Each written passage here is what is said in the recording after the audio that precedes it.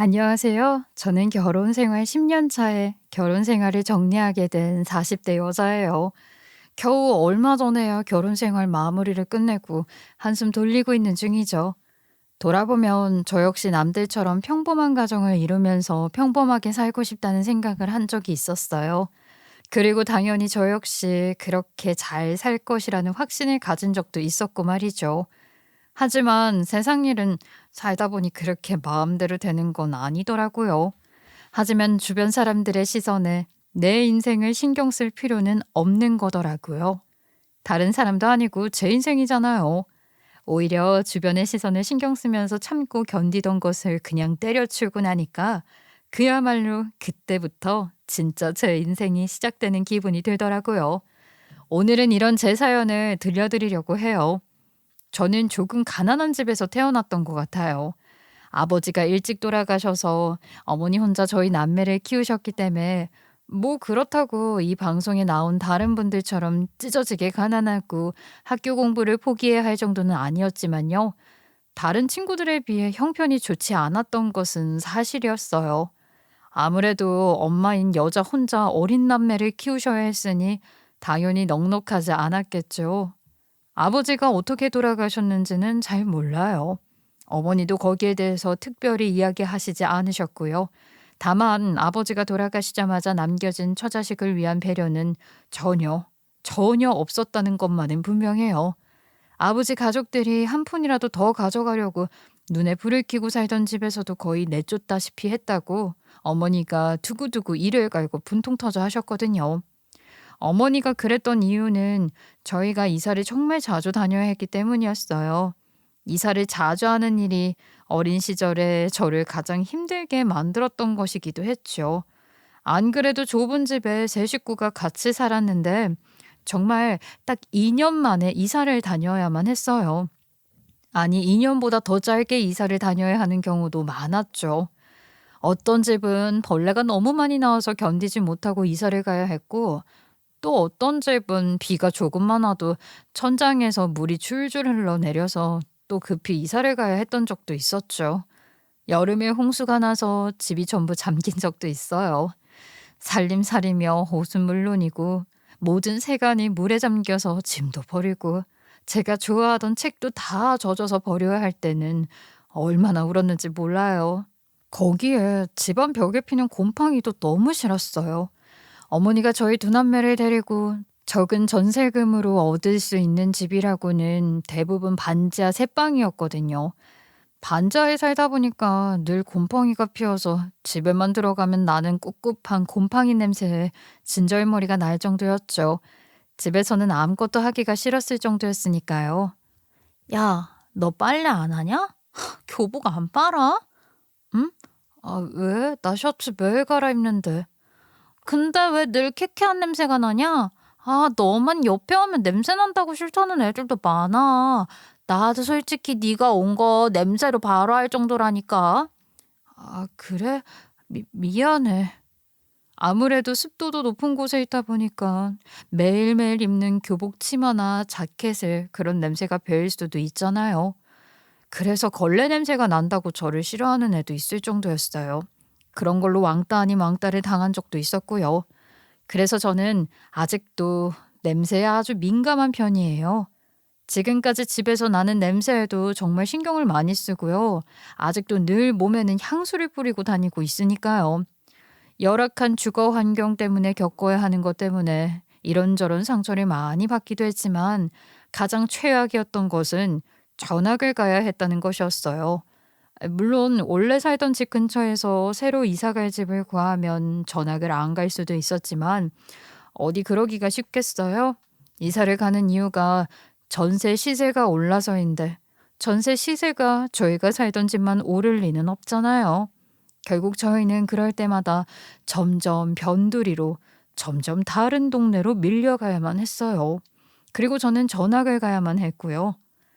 엄마, 나 이번에는 전학 가기 싫어. 제발 이사 안 가면 안 돼요? 미안해. 아이, 근데 도저히 안 될 것 같아. 엄마가 최대한 이 동네에서 집을 구해보려고 했는데, 미안해. 이번에 나 친구도 많이 사귀고 좋단 말이야. 또 전학 가면 친구 하나 없는데 나보고 어쩌라고? 싫어. 난 안 가. 지선아, 엄마가 앞으로는 노력해서 전학 안 가게 할게. 아유, 미안해. 울지 말고, 응? 나는 지금 이 학교가 좋단 말이야. 내 친구들이랑 헤어지기 싫다고. 물론 아마도 최선을 다하셨다는 걸 어린 저도 잘 알았어요. 하지만 저는 초등학교 때만 무려 전학을 4번이나 가야 했어요. 중학교 진학조차 다니던 초등학교 친구들이 가는 곳이 아니라 완전히 다른 동네로 떠나야 했고요. 그래서 저에게는 어린 시절 친구가 아예 없어요. 다행인 건 고등학교 때 형편이 조금 나아져서 전 그 동네에서 이사를 하지 않고 한 고등학교에서 입학해 졸업할 때까지 한 집에서 계속 살 수 있었어요. 다행히 제가 고등학교 다닐 때는 집주인이 인자한 할아버지 할머니라 딱히 크게 전세금을 올리시지는 않으셨던 것이죠. 덕분에 저는 그 집에서 안정적인 고등학교 생활을 하고 무사히 졸업을 할 수 있었어요. 그리고 거기서 대학도 다녔고요. 제가 고등학교를 졸업하던 날 엄마가 정말 기쁜 얼굴로 그러시더라고요. 이제 이 집 주인은 엄마야. 앞으로는 이사 안 다녀도 돼. 정말? 이 집이 이제 엄마 거라고? 그럼 우리 지석이 이제 전학 안 가도 돼. 엄마, 그러면 나 고등학교 졸업할 때까지 전학 걱정 안 해도 되는 거죠? 진짜죠? 그래, 걱정 마. 주인 할아버지가 집을 싸게 넘겨주셨어. 이제 여기서 편하게 살아도 돼. 아, 정말 여기가 이제 우리 집이야? 정말이야? 알고 보니 집주인이셨던 할아버지 할머니 부부가 도시 생활을 정리하고 시골로 내려가시면서 저희가 살고 있던 집을 거의 전세금으로 엄마에게 넘기셨던 것이었어요. 여자 혼자 아이를 키우며 열심히 사는 엄마가 기특하다면서 말이죠. 정말 감사하고 또 감사한 일이었어요. 저는 겨우 고등학교 때부터 결혼하기 전까지 한 동네에서 정착해서 오래 살 수 있었는데요. 처음으로 이사를 하지 않고 정착을 하다시피 오래 산 집은 그 집이 처음이었던 것이죠. 낡고 좁은 빌라이긴 했지만 그 집은 지하가 아니라 3층이었어요. 그래서 해도 잘 들었고 비가 아무리 와도 수해를 입을 걱정도 없었죠. 저희 가족은 정말 너무나도 행복했어요. 이제 전세금을 올려줄 걱정이나 집에 못을 박을 걱정을 하지 않고 편하게 살아도 되니까 말이죠. 저는 그 집에서 대학을 다니고 졸업해서 직장도 그 집에서 다녔는데요. 제 동생도 그 집에서 살면서 중학교, 고등학교를 졸업하고 대학도 진학을 했어요. 엄마 일도 안정적으로 되었어요. 식당에서 일을 하시다가 나중에는 베테랑이 되셔서 자기 가게는 아니었지만 꽤 높은 월급을 받고 일을 하셨고요. 전 그렇게 좋은 명문대는 아니었지만 그래도 집에서 통학할 수 있는 수도권 대학으로 진학을 했어요. 학과는 나쁘지 않아서 열심히 공부했죠. 학교를 다니면서 딸 수 있는 자격증도 최대한 다 따려고 노력했고 주말이나 방학 때는 열심히 알바도 했어요. 조금이라도 엄마의 부담을 덜어주고 싶었으니까요. 대학을 다닐 때도 여러 우여곡절이 있기는 했는데요. 다른 친구들은 방학 때 여행을 가거나 어학연수를 가기도 했지만 저에게는 그럴 여유가 없었어요. 한 푼이라도 더 벌어서 등록금이라도 보태야 했으니까요. 똑같이 교복을 입고 고등학교를 다닐 때보다 대학에 진학을 하니까 이 경제적 차이가 더 크게 느껴지더라고요. 하지만 엄마 혼자 벌어서 저를 대학 공부시키기가 어디 쉬웠겠나요? 2년 뒤에 또 동생이 대학에 입학할 때는 어쩔 수 없이 제가 휴학을 해야만 했어요. 그러다 동생이 대학 1년만 마치고 곧바로 군대를 가고 제가 그 사이에 복학을 해서 동생이 제대를 하고 복학을 하기 전에 얼른 졸업을 해야만 했고요. 지선아, 오랜만이다. 너도 이번에 복학하는 거야? 너도 휴학했다더니 복학했어? 다행이다. 이번 학년엔 친구 없으면 어쩌나 걱정했는데. 너도 어학연수 다녀왔어? 아니. 너는 어학연수 다녀왔어? 캐나다 갔다가 오는 길에 하와이도 갔는데 너무 좋았다. 너 가봤어? 아니, 너무 좋았겠다. 영어도 많이 늘었겠는데? 사실 어학연수라기보다는 그냥 놀다 온 것 같아. 영어학원 보내달라고 했다가 엄마한테 얼마나 잔소리 들었는지 모른다. 주변 친구들에게 이런 이야기를 듣는 마음이 아무렇지도 않았다고 하면 거짓말일 거예요. 하지만 저는 맹세코 단 한 번도 억울하거나 힘들다 생각한 적은 없었어요. 저는 그게 당연한 일이라고 생각했거든요. 그리고 학교가 끝나고 알바를 마친 뒤 밤늦게 버스를 타고 집으로 돌아올 때마다 저는 창밖에 보이는 빽빽한 아파트 숲을 보며 늘 같은 생각을 했던 기억이 나요.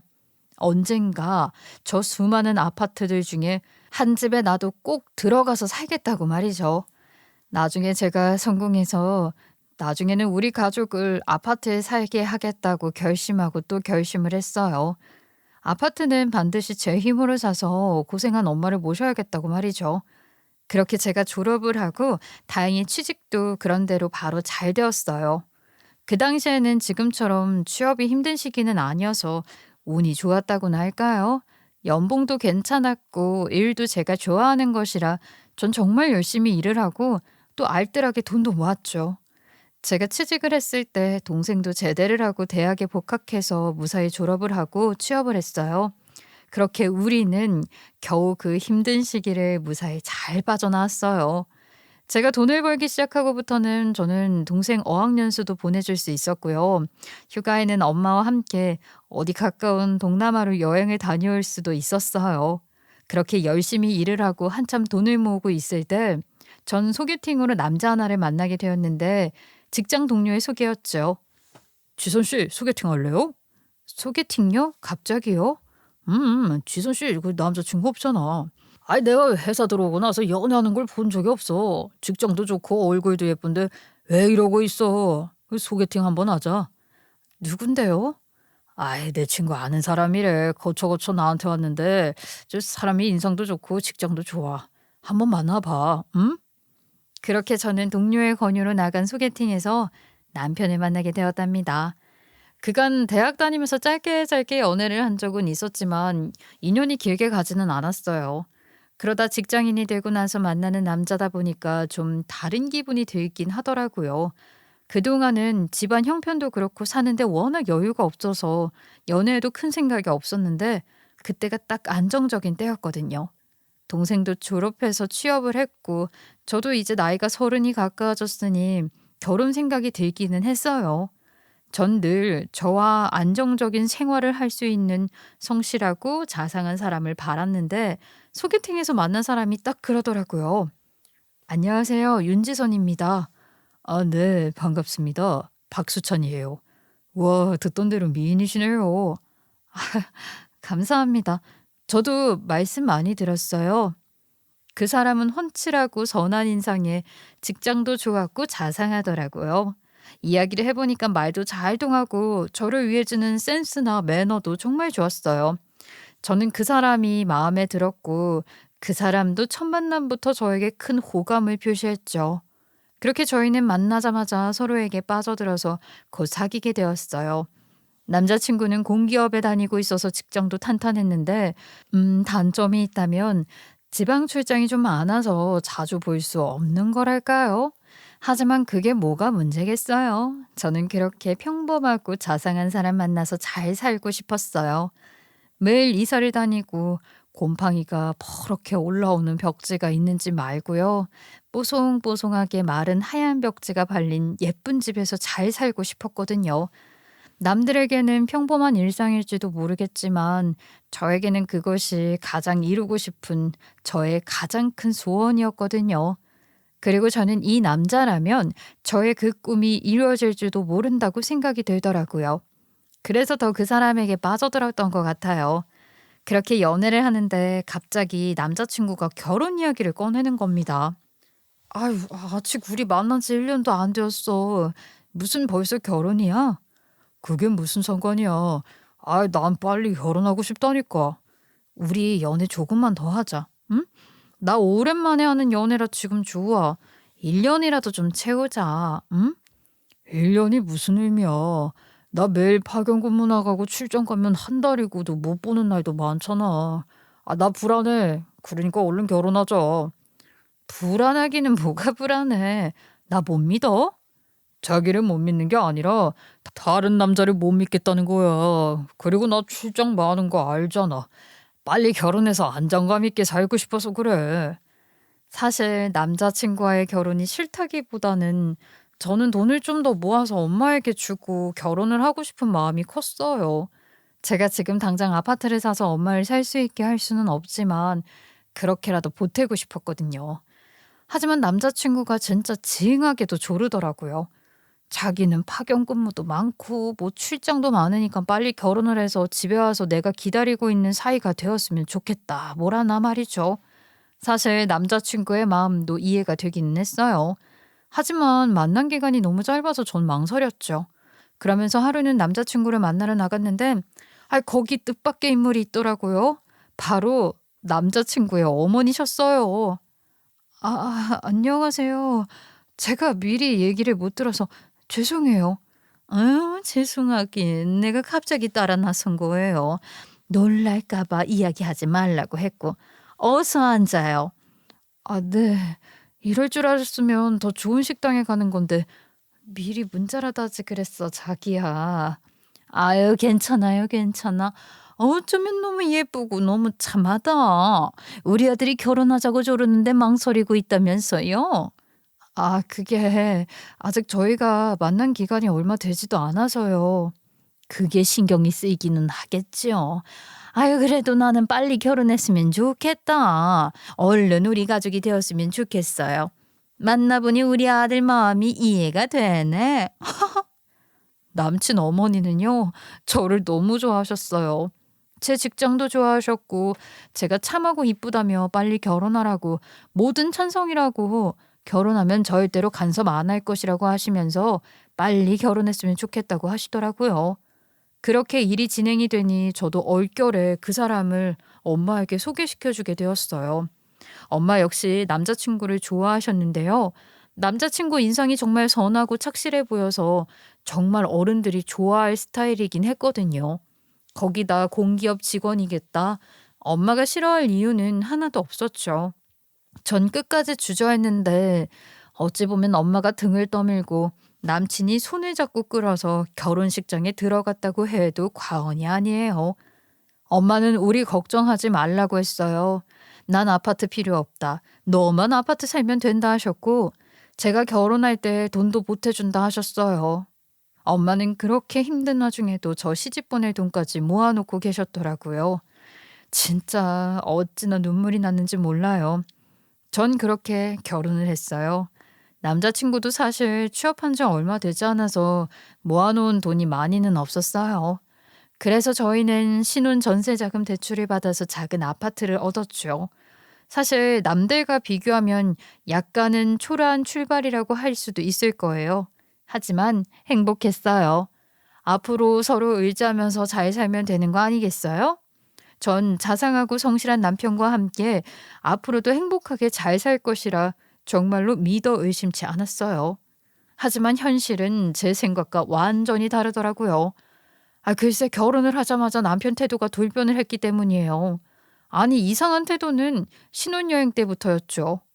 사실 주위 얘기를 들어보면 신혼여행 가면 관광할 시간도 없다는 등 방 밖을 나올 일이 없다는 등 왜 그런 이야기가 있잖아요. 하지만 남편은 달랐어요. 무슨 구경 못해 죽은 귀신이 붙었나. 매일 신나게 관광을 하고는 저녁에는 피곤하다며 바로 골아떨어지기 일쑤였거든요. 신혼여행에서 소박을 맞은 여자가 있다면 네, 그건 바로 저였어요. 좀 어이가 없었지만 그렇다고 제 입장에서 그걸 문제 삼기도 민망하잖아요. 전 해외여행이니까 신이 나서 그럴 수도 있다고 하고 일단은 넘겼죠. 하지만 그 이후도 남편은 마찬가지였어요. 그렇게나 빨리 결혼하자고 조르던 남자는 어디 가고 제 옆에 있는 남편은요, 저에게 제대로 눈길 한번 주지 않는 냉랭한 남편만 남았더라고요. 무엇보다 남편은 저를 여자로 보는 것 같지가 않았어요. 늘 바빴고 늘 힘들었고 그리고 자주 출장을 갔죠. 참을 수가 없어서 한 번은 대판한 적도 있었답니다. 이게 결혼 생활이야? 당신 하숙생이냐고. 왜 그래 또. 나 피곤하다고 했잖아. 아무리 피곤해도 그렇지 우리 부부야. 오랜만에 보면 반가워라도 해야 하는 거 아니야? 반가워. 어머? 당신 나 퇴근했는데 얼굴이나 봤어? 밥만 먹고 피곤하다며 바로 들어가 자잖아. 내가 손만 대도 귀찮아하고. 나 진짜 자존심 상해. 미안해. 내가 요즘 일이 너무 바쁘고 힘들어서 소홀했던 거 알아. 회사 일에 스트레스가 너무 많아서 그래. 그러니까 조금만 기다려줘라. 응? 남편은 늘 이런 식이었어요. 너무 바쁘고 힘들었다는 거죠. 회사 일 때문에 힘들어서 그렇다는데, 그걸 가지고 또 뭐라고 하겠어요? 나중에는 저도 그냥 포기가 되더라고요. 사실 또 그렇게 살다 보니까 적응이 된 것도 있고요. 그냥 포기하고 내려놨더니 결혼 전과 달라질 것이 없는 생활이잖아요. 혼자 지내는 것도 그렇게 나쁘지는 않더라고요. 전 그냥 그렇게 열심히 살았어요. 분명 정상적이지 않은 결혼 생활이었지만 전 그저 그렇게 살 수도 있다 여겼어요. 저희는 돈 관리는 각자 했지만 남편은 매달 생활비를 꼬박꼬박 보탰는데요. 남편이 집에 오는 날은 한 달에 해봐야 겨우 일주일이나 될까 말까였죠. 그마저도 저와 시간을 보내거나 하는 것도 아니었고 그저 밥 먹고 자고 밥 먹고 자고 이게 다였고요. 전 그저 열심히 돈을 모았어요. 그렇게 돈을 모았더니요. 5년 만에 전세 끼고 30평형대 번듯한 아파트도 한 채 살 수 있게 되더라고요. 전세를 끼고 산 집이라 당장 들어가지는 못하지만 그래도 그게 어디예요. 정말 얼마나 행복하고 또 행복했는지 몰라요. 그 집을 사기 위해 저 정말 안 먹고 안 입고 악착같이 돈 모았거든요. 전 그 집을 제 이름으로 계약했어요. 근데 새 집을 제 명의로 샀다는 사실을 알자마자 시모가 노발대발을 하더라고요. 어디서 들었는지 전화가 와서는 그야말로 난리를 쳐댔어요. 너 어떻게 그렇게 상식 없는 일을 할 수가 있니? 우리 아들이 번 돈으로 산 집이잖아. 어머님 무슨 말씀이세요? 그 사람 생활비 외에는 저한테 돈 한 푼 준 적도 없어요. 이 집은 제가 열심히 돈 모아서 산 집이에요. 생활비는 돈 아니니? 우리 아들 돈 덕분에 네가 공짜로 사는 거잖아. 어머니, 그 사람도 집에서 밥 먹고 잠자요. 철철이 제가 옷도 사주고 신발도 사주고요. 어떻게 그렇게 말씀하세요? 하지만 시어머니는 그 기점에서 사람이 돌변하더라고요. 이 집안은 갑자기 태도가 돌변하는 것이 내력인 것인지 참으로 기가 찼어요. 그러면서 그동안은 자기가 결혼 잘못될까 봐 참았지만 이제는 못 참는다며 네가 언제 제대로 며느리 노릇은 한 적 있냐? 내 아들이 매일 출장 다니면서 집도 비우는데 네가 그런 집이 왜 필요하냐 아주 잡돌이를 하는 겁니다. 갑작스러운 태세 전환에 저는 어안이 벙벙했죠. 그동안은 뭐 신식 시어머니처럼 연락 안 해도 된다, 간섭 안 한다, 둘이 잘만 살면 된다 이러더니 갑자기 뭐 조선시대 시어머니 귀신이라도 씌인 것처럼 매일 전화를 해라, 반찬을 해와라, 용돈을 보내라. 하루가 멀다 하고 전화를 하고 저를 불러대며 난리를 치는 겁니다. 그래서 하루는 제가 참다 못하고 들이받았어요. 그날도 주말에 불려가 온갖 잔소리를 듣던 날이었거든요. 진짜로 하는 집마다 마음에 안 들어. 남편이 없으면 주말에 와서 우리랑 시간도 보내고 그래야 하는 거 아니니? 어머니, 저도 일해요. 주말에는 좀 쉬어야 하잖아요. 그 사람도 주말에 쉬고 싶다고 지방에서 안 올라오는데 저는 그러면 안 되나요? 뭐? 얘 너는 생각이 있니 없니? 네 남편이 그러고 있는데 신경도 안 쓰여? 주말에 어디서 뭘 하고 있는지 봐야 할 거 아니야. 네 남편 감시도 안 하니? 저희들 사는 거 신경 안 쓰신다면서요. 누가 보면 잘 안 되라고 고사를 지내시는 줄 알겠어요. 왜 멀쩡한 남편 의심하라고 그러세요? 제발 저희 사는 일에 신경 좀 꺼주세요. 안 그래도 주말인데도 오지도 않고 출장지에서 더 푹 쉬다가 다음 출장지로 간다는 남편의 말이 서운하던 참이었는데 시어머니가 저렇게 말하니까 화가 폭발을 하더라고요. 그래서 저도 모르게 언성이 올라갔는데요. 옆에서 듣고 있던 신우까지 갑자기 끼어드는 겁니다. 너 그러다가 오빠가 다시 미영이 그년이랑 붙어먹으면 어쩌려고 그래? 그때 가서 후회해도 소용없어. 뭐라고요? 그게 무슨 말이에요, 아가씨? 저렇게 딱딱하게 구니까 오빠가 밖으로 나들지. 그 죽고 못 사는 미영이가 누군지도 모르고. 아이고, 예, 아니다. 알았다. 내가 오늘 흥분했으니까 너 그만 가거라. 아니요. 지금 아가씨가 뭐라는 거예요? 미영이가 누군데요? 무슨 소리예요? 저는 그런 말을 한 적이 없는데요. 하지만 저는 분명히 보았어요. 신우가 미영이라는 이름을 말하자마자 시어머니가 아주 기겁을 하는 모습을 말이죠. 그리고 신우 옆구리를 확 꼬집는 것도 말이에요. 신우 역시 아차하는 표정으로 자기는 그런 적 없다고 딱 잡아떼는데 그러고 나서는 자기 방으로 들어가는 겁니다. 남편의 여동생인 신우는 평소에도 싸가지가 없다고 해야 하나 말을 좀 함부로 하고 버릇이 없었거든요. 자기 딴에는 저와 시어머니 사이에 말다툼이 벌어지자 지엄마 편을 든답시고 했다가 해서는 안 되는 말실수를 한 것이 분명해 보였죠. 분위기가 일단 너무 이상했어요. 그 이름이 나오자마자 시어머니 얼굴은 사색이 되더니 저를 거의 내쫓다시피 했거든요. 전 분명 뭔가가 있다는 생각이 들었답니다. 미영이라는 그 여자가 누구인지 알아내는 것은 쉬웠어요. 저는 회사 동료의 한 달이 건너 친구를 통해 남편을 만나 결혼을 했잖아요. 그리고 저희가 잘 되어서 사귀고 결혼을 하게 된 이후로는 그 동료의 친구와 저도 친구 사이가 되어서 종종 같이 저녁을 먹기도 하고 주말에 만나기도 했거든요. 그래서 저녁을 먹자고 불러내어 어떻게 된 일인지 알아보는 건 어렵지 않았죠. 저는 그 친구를 불러서 저녁을 먹자고 하면서 술도 한 잔을 하고 큰 고민이 있는 척 말을 흘렸어요. 너도 알지? 그 미영이라는 여자. 나 진짜 짜증나 죽겠다. 뭐? 뭐? 아직도 연락을 한대? 네 남편 엄마가 알면 거품 물고 쓰러져. 예상대로 미영이라는 이름이 나오자마자 그 친구 역시 얼굴이 사색이 되더군요. 저는 친구를 살살 구슬려서 자세한 이야기를 해달라고 졸랐어요. 눈물도 조금 섞었죠. 어떻게 된 일인 줄 알아야 제가 앞으로 잘 살 수 있지 않겠냐면서 말이에요. 슬기운이 돌았는지 친구는 술술 사연을 풀었어요. 내용은 가히 충격적이더라고요. 그 미영이가 네 남편 첫사랑이잖아. 대학 때 처음 만나서 사귀었대. 아마 오래 만났을 거야. 그러면 중간에 헤어진 거야? 헤어지기는 100번도 더 헤어졌지. 무슨 난리도 그런 난리도 아니었다. 미영이 걔가 좀 자유로운 영혼이었거든. 그게 무슨 소리야? 걔가 좀 잘 놀고 술도 잘 먹고 남자도 많어. 그래서 네 남편이랑 사귀다가 수틀리면 헤어졌다가 네 남편 울고불고 하면 다시 만났다가 그랬어.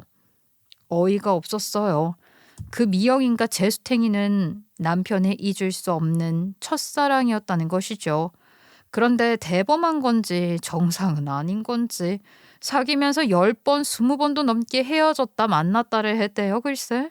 기분 나쁘다고 헤어졌다가 그리고 다음 날에 다시 만났다가 또 헤어졌다가 그때마다 남편은 울고불고 매달리고 진짜 기가 차더라고요. 그 남자는 남편과 사귀면서 바람도 여러 번 피웠다는데 그때마다 남편이 애걸복걸해서 또 돌아왔다가 헤어졌다가 그러기까지 했다고 하더라고요. 진짜 그런 여자에게 목을 매는 개 찌질이가 제 남편이라니 어이가 없다 못해 화가 날 지경이었죠. 근데요, 더 경악할 일은 그 뒤에 나왔습니다. 곧 헤어지겠거니 했는데 군대 제대하고 대학 졸업하고도 계속 만나더라고. 뭐 중간에 계속 헤어진다 어쩐다 했지만 아니 그럴 거면 결혼을 하지 왜? 왜 아니니? 네 남편은 졸업하고 결혼하려고 했어. 근데 네 시어머니가 죽어라 반대를 하는 거다. 왜? 형편이 안 좋았대? 마음에 안 들었나? 그 미영이가 자유로운 영혼이라고 내가 얘기했잖아. 너네 시어머니랑 처음 만나기로 약속한 식당 밖에서 떡하니 담배를 피고 있는 걸 보신 거지. 이제는 웃기기까지 하더라고요. 자기랑 결혼할 남자 부모님을 만나기로 한 식당 밖에서 떡하니 담배를 꼬나물고 있었다는 걸 보니 이거 보통은 아니었겠다 싶기도 했고요. 사실 그게 좋은 모습은 아니잖아요. 거기에 꼬장꼬장한 시어머니가 그걸 가지고 가만히 있을 사람도 아니고요. 그래서 어떻게 그럴 수가 있냐고 했더니 그 미영이라는 여자가 남이사 뭐라든 왜 당신이 참견이냐고 난리를 쳤던 것이죠. 그걸로 그 자리에서 결혼 얘기 당연히 파토가 나버렸고요. 무엇보다 그 미영인지 호랑 말코인지 뭔지는 제대로 된 직장도 없고 여기저기 프리랜서로 일을 하거나 알바를 하는 배우 지망생이라나 뭐래나 그랬나 봐요. 식당이나 술집 같은 데서 알바를 하기도 했는데 그중에는 남자 손님을 상대하는 바텐더 일을 한 적도 있었고요. 그걸 시어머니가 신우를 통해 알게 된 것이었답니다. 당연히 시어머니 뒤집어지고 남편과의 결혼을 극렬하게 반대를 했다고 하더라고요. 뭐 내가 죽기 전에는 안 된다고 하면서 식음을 전폐하고 들어눕기까지 했대요. 그런데 그 미영이라는 여자가 떡하니 임신을 하고 나타난 겁니다. 남편은 지혜라고 얘랑 결혼 안 하면 죽겠다고 또 난리를 치고. 하지만 시어머니가 더 대단해요. 독하게 버텼대요. 그 성격에 받아줄 리가 있겠어요? 그깟 네 애라는 거 어떻게 확신하냐는 말까지 하면서 절대 안 된다고 진짜 그야말로 난리가 난 거죠. 그런데 그 와중에 갑자기 그 미영이라는 여자가 사라져 버렸다고 하는 겁니다. 갑자기 모든 연락을 끊고 잠수를 탄 것이죠. 그러자 또 남편은 반 죽어가고 도저히 보다 못한 시어머니가 알았다고 해서 겨우 다시 그 여자를 찾았는데 다시 한번 반전이 있었던 거예요. 내가 사는 곳은 어떻게 알고 찾아왔어? 미영아, 엄마가 이제 허락하셨어. 그니까 가자. 응? 아, 뭐래.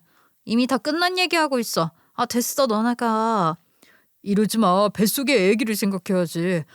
내가 잘할게. 어머, 나 설마 임신했다는 거 아직까지 믿은 거야? 야, 그거 거짓말이야. 뭐? 하도 니네 엄마가 난리쳐서 그렇게라도 하면 될까 싶었지. 아, 몰라. 근데 다 필요 없어. 나 지금 남친이랑 같이 살아. 그 사람이랑 결혼할 것 같고. 아무렇지 않은 얼굴로 이러는데 남편도 그때는 너무 큰 충격을 받았다고 하더라고요. 뭔가 이야기를 듣는데도 어질어질 하더라고요. 진짜 둘 다 전쟁 같은 사랑인지 아니면 둘 다 정상난인지 그 일로 정말 큰 충격을 받았는지 한동안 잠잠해지더라고. 아니 너는 그걸 다 알고도 그런 사람에게 여자를 소개해 준 거야? 아니 진짜 1년 넘게 잠잠해졌어. 공부만 하더니 회사 취직도 하고 그러고 결혼하겠다고 부탁을 한 거야. 너네가 잘 사는 것 같아서 내가 정말 속으로 기뻤는데. 이제 보니까 다 계획이 있었던 거였어. 이것들이 나를 뭘로 보고? 왜 그래 왜? 너네 결혼한 지가 언젠데. 설마 다시 걔 미영이년 만나는 거야? 보면 모르겠네. 그놈이 나랑 결혼한 게 다 위장이라는 거. 나는 그것도 모르고 기가 막혀서.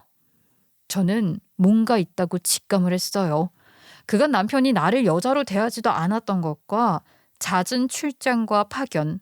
남편은 늘 집을 비우면서도 출장을 줄이거나 집에 조금이라도 더 있으려는 최소한의 노력조차 하지 않았었죠.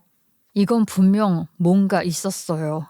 전 남편이 출장을 간다는 곳을 남편에게 물어보고 그놈이 떠난 뒤에 회사에 바로 전화해서 남편을 찾았죠. 박수천 과장님이요? 잠깐 자리를 비우셨어요. 오늘은 다행히 출장이 아니신가 봐요. 네, 과장님으로 승진하시고 나서는 이제 출장 별로 없으세요. 전 바로 사람을 썼어요. 생각보다 비용도 비싸지도 않았고 불법도 아니더라고요. 저는 그 업체의 조언대로 남편 핸드폰으로 배달 음식을 시킨다는 핑계로 비번을 알아내 문자를 싹 다 뒤졌죠. 무조건 캡처하고 통화 기록도 전부 복사했어요. 그리고 밤중에 몰래 남편 차 블랙박스도 뒤졌고요. 차를 뒤지다 보니까요. 글쎄, 차 안에서 다른 핸드폰도 나오더라고요. 전 남편에게 술을 먹여 재운 뒤에 지문으로 핸드폰을 열어봤어요. 와, 진짜 가관이더라고요. 그 여자랑은 차에 숨겨놓은 핸드폰으로만 연락하는 것 같았어요. 업체에서는 남편의 이름으로 계약한 오피스텔 월세를 알아내어서 보내주더라고요. 이 인간은 아예 다른 동네에 그 여자랑 살림 차려서 같이 살고 있는 중입니다. 저는 하루 회사에 휴가를 내고 그 집으로 쳐들어갔어요. 아침 대바람부터 일찍 집 밖에서 기다려 남편이라는 놈이 그 집에 나와 출근하는 것까지 확인하고 사진으로 찍어두었죠. 그 인간은 무슨 거기같이 신혼집이라도 되는 마냥 차를 타기 전에 위를 향해 손까지 흔들어대더라고요. 남편의 차가 떠나자마자 저는 그 연놈들의 집으로 갔어요. 물론 혼자는 아니었죠. 전 제 친구와 동행했어요. 고등학교 다닐 때부터 유일하게 지금까지 가장 친한 친구였는데 그 친구가 중학생 때까지는 여자 유도로 이름을 날리던 애였거든요. 저는 문을 두드리고 관리실에서 확인을 할 것이 있다고 문 좀 열어달라고 했어요. 그랬더니요, 머리를 아주 샛노랗게 염색한 시시껄렁한 여자가 문을 빼꼼히 열더라고요. 저는 현관문을 확 열어 젖혔죠. 네가 최미영이야? 너 내 남편 박수찬 알지? 아, 기가 차네. 왜 네가 본철합시고 뭐 따지러 왔니? 어머, 이 첨년이 그래도 내가 본철하는 건 아나 봐. 유치하게 이러지 말고 할 말 있으면 해. 뭐, 내 머리끄댕이라도 잡으려고? 그 여자가 보통이 아닐 거라는 예상은 했어요. 저의 말에도 그 여자는 코웃음을 치더라고요. 저 역시 방긋 웃어주었죠. 당연하지. 너도 각오는 했구나. 저는 바로 그 상간녀년의 머리끄댕이를 부여잡고 집 안으로 들어갔어요. 제가 바로 머리끄댕이를 잡고 현관에서 거실로 질질 끌고 들어갔더니 그 여자도 반응을 하더라고요. 하지만 산전수전 공준전 다 겪은 제 힘에 지가 당하겠어요. 들어갔더니 집 꼬라지는 아주 가관이더라고요. 머리는 노랗게 탈색을 하고 집안은 정말 그지 소굴이 따로 없었어요. 아우, 담배 냄새가 나지를 않나. 부엌에는 저녁에 먹다만 배달 음식통이 지저분하게 나뒹굴고 있었고요. 고작 이딴 년이랑 살려고 그 짓을 하는 놈을 내가 남편으로 믿었다니. 정말로 어이가 없어서 저는 그 여자의 머리채를 더 거칠게 쥐어뜯었죠. 야, 너 이따위로 할 거야? 이렇게 수준 낮게 굴 거냐고. 그럴 거야. 그러면 유부남이랑 붙어먹은 너는, 야, 너는 수준이 아주 높으시니? 네가 이런다고 네 남편이 너에게 다시 돌아갈 것 같아? 꿈도 꾸지 마. 그런 더러운 꿈 따위는 안 꿔. 그리고 너 이년아, 입 다물어. 얘 무슨 할 말이 있다고 입을 놀려. 우리가 너보다 더 오래되었어. 사실 내가 더 먼저 만났다고. 아유, 이게 진짜 끝까지 나불대네. 너 어디서 개소리야? 오냐, 미친 개에게는 매가약이지? 열이 뻗친 제가 상간녀년의 싸다구를 양쪽에서 짝짝 후드려 패고 머리채를 쥐어잡고 좀 흔들어주고 바닥에 내팽개쳤더니 그년도 안 되겠던지 악각대던 걸 멈추고 갑자기요, 엉엉 울면서 살려달라. 자기가 잘못했다고 매달리는데 저는 바로 걷어찼어요. 그 모습을 보던 그 유도 친구가 그러더라고요. 야, 그 정도는 너 혼자 해도 되겠다. 입만 살았지 별 인간 같지도 않은 게. 여기는 나에게 맡겨. 그래, 야, 전부 다 부셔버려. 하나도 못 쓰게. 친구는요, 요즘 스트레스 쌓였는데 너무 잘 됐다면서 모든 살림을요, 그야말로 아작을 냈어요. 살림을 얼마나 야무지게 부쉈는지 아랫집 아주머니가 아침부터 시끄럽다고 올라오셨더라고요. 그래서 제가 현관문을 열고 죄송하다 허리를 숙였죠. 아유, 죄송해요. 인연이 우리 남편 상간녀인데 제가 열받아서 좀 때리러 왔어요. 얼른 아작 내고 갈게요.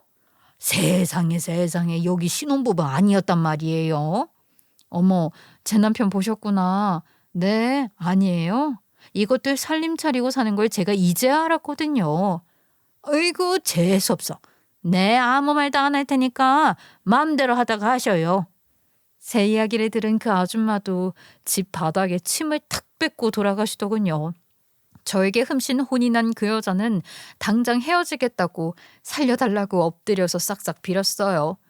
처음에는 그렇게나 당당하더니 우습기만 했죠. 야, 너 배우가 꿈이라며? 아이고, 어쩌니? 이제 그 꿈 영영 못 이루게 생겼네. 어디 기어 나오기만 해봐. 내가 아주 대문짝만하게 프랭카드 들고 쫓아다닐 거니까. 뭐라고요?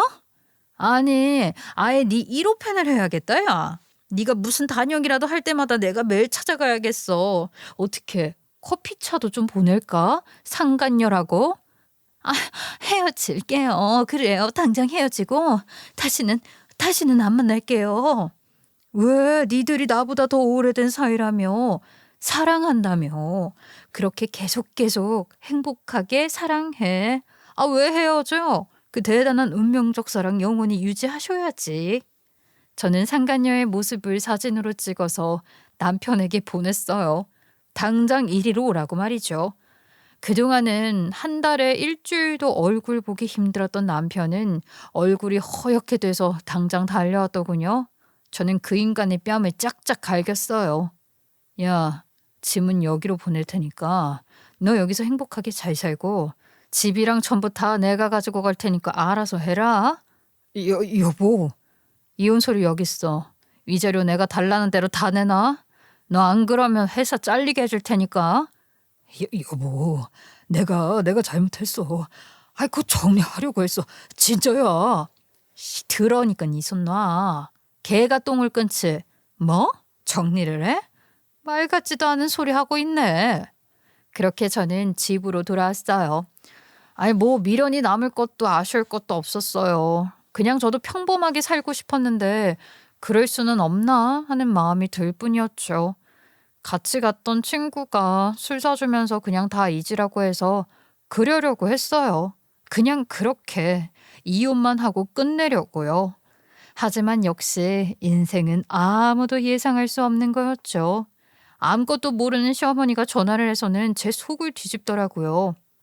네 신우 곧 결혼하는 거 알지? 야, 제 집 좀 알아봐줘라. 너 집도 잘 알아보고 한다며. 집을 왜 저보고 알아보라고 하세요, 어머님? 부동산에 가셔야지. 네가 집도 잘 알아봐서 좋은 집 샀다고 했잖아. 너 그 정도도 못하니? 저는 무시했어요. 곧 이혼할 마당에 무슨 헛소리인가 싶었거든요. 근데 시어머니는 전화로 저를 들들 볶아댔어요. 이야기를 듣자 하니 시어머니의 검은 속내가 보이더라고요. 제가 집을 샀다고 하니까 그 집이 얼마냐, 전세는 얼마냐, 세입자는 언제 나가냐 어쩌고 하더니 자기가 거기 전세금을 준다고 하는 거였어요. 전세금을 어머니가 내주신다니 그게 무슨 말씀이세요? 아니가 사는 아파트 전세 들어있다며. 그 사람들 전세금 내가 줄 테니까 그 사람들 내보내고 거기에 네 신우가 살면 되지. 아, 왜 거기 아가씨가 살아요? 그리고 저도 여기 전세 만기라 나가야 해요. 네 신우의 신혼집 못 구해? 아, 그럼 니네가 들어와서 살든가. 네? 어머니 집으로요? 그래.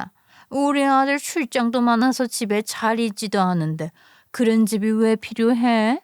그냥 필요한 사람 집 딱 주고 너만 들어와 살면 되지. 얘 막말로 내가 명의를 달라는 것도 아니지 않니? 기가 찼어요. 지금 상황이 어떤 줄도 모르고 그 집을 딸 신혼집으로 줄 생각을 하다니 막상 우리가 결혼할 때는 정말 10원 한 푼 안 보태준 주제에 말이죠. 도저히 그냥 넘어갈 수가 없더라고요. 하지만요, 전 웃으면서 대답을 했어요. 아, 네. 걱정 마세요. 안 그래도 집 하나가 남거든요. 뭐? 집이 하나 더 있다고? 어머머머, 너 언제 재테크를 했냐? 아, 예, 그렇게 됐어요. 제가 곧 주소 알려드릴 테니까요. 아가씨한테 이사 준비 잘 하라고 전해주세요. 신우는 아주 신이 났더라고요. 혼자 살림장만을 하고 자기가 먼저 그 집에 들어가서 집을 꾸미고 있을 거라고 아주 난리가 났어요. 아, 전 그러라고 했죠. 그렇게 신우이의 이삿날 전 미리 그 집 앞에 가서 기다리고 있었어요. 곧 신우와 시어머니 그리고 이삿짐 트럭이 도착을 했죠.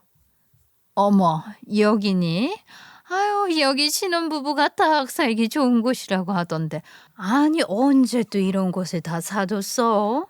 엄마, 여기 신축이라 너무 좋은 곳이잖아. 언니, 너무 좋아요. 여기서 잘 살게요. 제가 산 건 아니고요. 잠시만요. 저는 초인종을 눌렀어요. 배달이 왔다고 확인할 것이 있으니 문을 열라고 했더니 현관문을 열고 고개를 내민 사람은 다름 아닌 남편이었습니다. 그때까지도 사정을 모르던 신우와 시어머니는 남편의 얼굴을 보고 반색을 하더라고요. 어머, 먼저 와 있었어, 아들. 얼굴 보기 힘든 네가 웬일이냐? 엄마, 아니 너까지? 이게 무슨 일이야? 무슨 일이긴 무슨 일이야. 네 가족들이 너 보고 싶다고 해서 왔지. 비켜. 저는 신우와 시무를 데리고 현관으로 들어섰어요. 거실에는 여전히 담배 연기가 자욱하고 소파에 널브러져 있던 상간녀는 들어서는 우리를 보자마자 기겁을 하며 자리에서 일어나더라고요. 시어머니 역시 기겁을 했죠. 저게 누구야? 이게 뭐야? 야, 이게 대체 무슨 일이야? 나가세요. 나가서 얘기해요, 우리. 야, 이 미친년아. 너 아직도 내 아들 옆에 들러붙어 있었어? 어? 그게. 네, 어머니. 저들이 여기서 살림을 차려서 저러고 깨를 뽑고 있었더라고요. 근데 이 집 어머님 아들 명이니까 이 집 달라고 해보세요. 뭐가 어째? 이게 뭐야? 오빠 진짜야? 여기서 둘이 살림을 차렸어? 저는 그 모두에게 방긋 웃어 보였죠. 이제 다 아셨죠? 저는 이제 가족이 아니니까 자, 그럼 가족들끼리 잘 해결하시고요.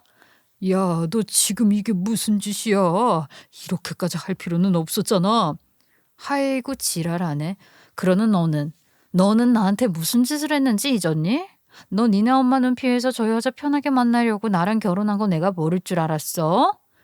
뭐라고? 너 이 집 얻은 거 우리가 혼인 신고도 하기 전이더라? 그때 너 돈 없다고 했지? 돈은 없었어. 웃기지 마, 이 새끼야. 내가 모은 돈이랑 우리 엄마가 준 돈에 겨우 대출받아서 집 얻으러 다닐 동안 너는 이 집 보증금 내고 매달 월세 낼 돈은 있었잖아. 네가 그러고도 사람이야? 저는 또다시 남편의 뺨을 짝 하고 시원하게 갈겼어요. 야, 빨리 이혼 서류 정리해서 보내. 알았냐? 여기서 시간 더 끌면 더 험한 꼴 보게 될 거야. 아이고, 저 씹어 죽어도 시원찮으려니? 저희의 대화를 듣던 시어머니는 바로 그 미영이인가 뭔가 하는 그년에게 달려들더라고요. 남편이 말렸지만 신우까지 가세해서 그 기세는 만만치가 않았죠. 저는 바로 뒤돌아서서 집을 빠져나왔어요. 제 뒤로는 고함과 악다구니가 펼쳐졌지만 전 가벼운 마음으로 모든 것을 훌훌 털고 나올 수 있었죠. 이혼은 시간이 조금 걸리기는 했지만 잘 마무리됐어요. 소송으로 가지도 않았고 합의로 이혼을 했거든요. 그래도 이 이혼이라는 게 아무리 합의 이혼이라도 생각처럼 도장만 딱 찍으면 끝나는 건 아니더라고요. 저는 제가 들었던 증언과 저를 그 사람에게 소개를 해줬던 사람의 증언들을 모아서 그 인간이 엄마의 눈을 피해 일부러 나와 결혼을 했다고 했어요. 전 남편은 저와 결혼을 하면 본인 엄마의 감시가 소홀해질 것을 알고 일부러 대충 날 골라서 서둘러 결혼을 했던 것이죠. 증거는 확실했어요. 제가 전 남편의 차에서 찾아낸 그 사람의 다른 전화기에는 저와 연애를 하던 시절은 물론이거니와 결혼을 앞둔 날은 물론 결혼식 당일날조차 그 상간녀와 연락을 주고받은 기록이 남아 있었거든요. 한쪽으로는 저에게 사랑한다, 보고 싶다, 빨리 결혼하고 싶다 얘기했으면서 다른 한편으로는 그 상간녀에게 보고 싶다, 그립다, 금방 돌아갈 테니까 조금만 기다려달라. 별소리를 다 짓거렸더라고요. 신혼여행 때도 기가 찼어요. 자기는 절대 다른 여자 손 안 댔으니까 믿어달라나 맹세를 한다나.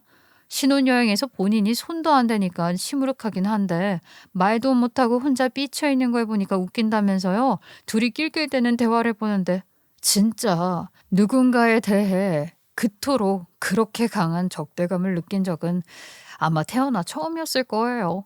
앞에서도 이야기했지만 제가 가장 무엇보다 치가 떨렸던 것은 저와 결혼을 앞두고 집을 구하러 다니던 그 시기에 그 인간은 상간녀와 살 집을 구해 지 이름으로 월세 계약을 했던 것이었죠. 사실 그 둘이 살림을 차린 곳은 신축 주상복합 아파트라 신혼부부들한테 진짜 인기가 많았어요. 저 역시 돈만 있다면 정말 살고 싶은 곳이기도 했고요. 제가 그렇게나 부러워하는 걸 보고도 눈 하나 깜빡하지 않더니 그 집에서 전 남편은 매일 거액의 월세를 내면서 딴 살림을 차렸던 겁니다. 제가 직장 생활을 하며 모아놓은 돈과 엄마가 준 돈을 가지고 대출이 얼마나 나올까 계산하고 또 계산을 하며 땀을 뻘뻘 흘려가며 온 동네를 다니며 집을 보고 또 볼 동안 그 인간은요, 아무런 관심도 생각도 없었다는 생각을 하니까 진짜로 제가 피가 거꾸로 솟는 것 같았어요. 전 그 분노를 모두 이혼에 쏟아부었죠. 위자료 합의 없어. 이거 싫으면 소송 가. 아, 이런 게 어딨어. 내가 당장에 이런 큰 돈을 어디서 마련해. 그건 나도 모르지. 네가 알아서 해야지. 나는 아무튼 절대 합의 없고 끝까지 갈 거야. 아, 정 못 주겠으면 하고 싶은 대로 해봐. 소송하면 나 안 되는 거 알잖아. 회사에서 해고당할지도 몰라. 네네, 그것도 네 사정이고요. 아니, 결혼 초부터 바람을 피시고 그 지랄 연병을 하셨으면 그 정도 각오는 안 하셨어요? 야, 너 바보니? 결혼이 그렇게 우스웠니? 저의 강경한 태도에 자칫 소송으로 갔다가 해고를 당할까 겁이 났던 그 인간은 곧바로 합의를 해주더라고요. 저는 살던 집을 빼서 전세금도 제가 챙겼어요. 뭐 어차피 대출금이며 처음 들어간 돈을 생각해도 그거는 당연히 제가 챙기는 게 맞잖아요. 거기에 위자료도 넉넉히 받았고요. 그걸로 잘 마무리를 지었죠. 물론 그 사이에 전 시어머니며 전 시누이가 와서 화도 내고 빌기도 했어요. 하지만 그 모든 사실을 알고도 저를 이용했던 그것들을 용서할 필요가 뭐가 있겠어요. 아무리 그래도 왜 네가 내 아들 돈을 다 가져가니? 이런 토등현. 이보세요, 아주머니. 정신 차리세요. 이건 제 돈이고 당신 아들 돈으로 편하게 먹고 샀냐는 그 미영인가 한가 뭔가 하는 그년이라고요. 어디 여기 와서 행패해요? 뭐라고?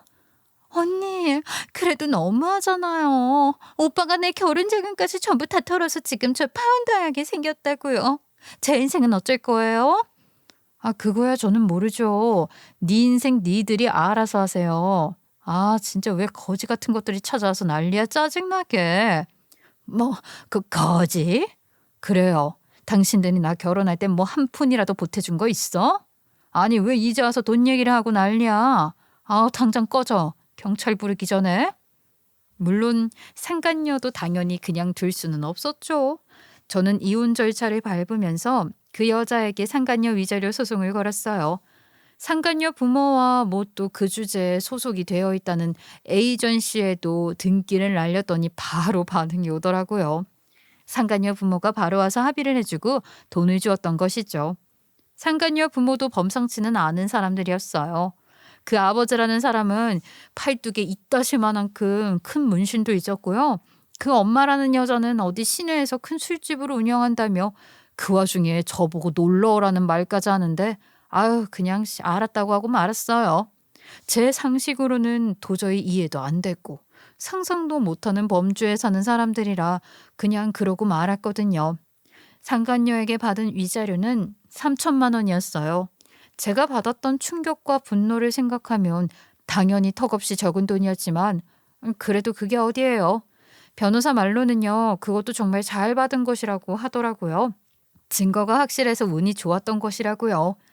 저는 그 돈에 이혼할 때 받은 위자료까지 합해서 제가 사놓은 집 전세금을 해주었어요. 그리고 이사 들어갈 집 도배도 새로 하고 싱크대도 새로 했죠. 그 외에는 깨끗하게 따로 할 것이 없었어요. 제가 새 인생을 시작하는데 경제적으로 도움이 되니까 나중에는요, 전 남편과 상간녀에게 고맙다는 생각이 들기까지 하더군요. 그렇게 저는 새 집으로 이사를 했어요. 엄마와 그리고 따로 나가 자취하던 동생도 불러들였죠. 드디어 저는 제 힘으로 제가 마련한 아파트에 가족을 살게 하겠다는 꿈을 이룬 것이에요. 정말 너무나 행복했어요. 이사를 마친 날 저희는 번듯한 식탁에 앉아 저녁을 먹다가 결국에 울었어요.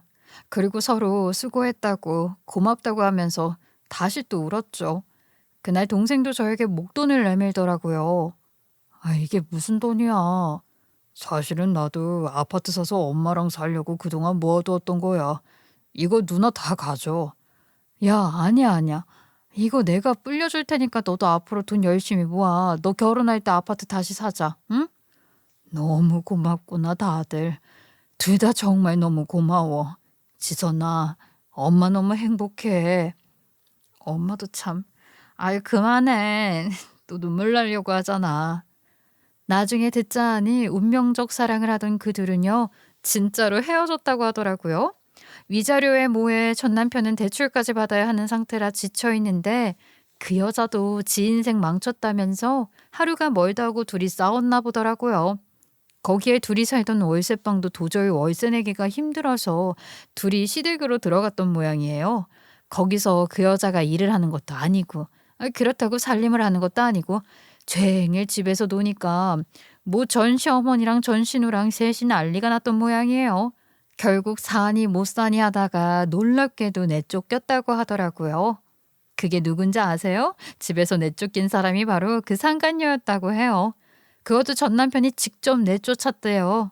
도저히 견디다 못한 전 남편이 내쫓고 다시는 연락하지 말라고 했다는데 그 여자는 이제 자기는 아무것도 못하는데 단물만 빨아먹고 버렸다며 회사까지 찾아와서 개 난리를 피웠다네요.